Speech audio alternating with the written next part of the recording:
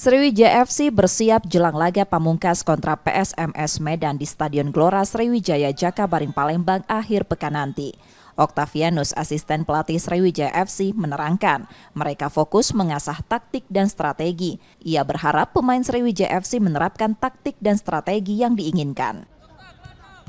Ya, cukup bagus progres dari pemain, terlihat sampai saat ini kondisi pemain sangat prima, nggak ada pemain yang cedera, dan ketika menjalani program yang dikasih Coach Dino tadi di awal cukup baik, lanjut di game situasinya juga baik tadi pemain melakukannya.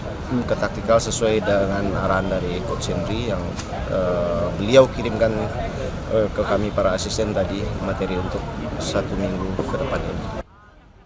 Kondisi fisik punggawa Sriwijaya FC mulai menunjukkan peningkatan setelah pekan lalu fokus pada peningkatan kondisi fisik. Nur Muhammad, Kompas TV, Palembang, Sumatera Selatan.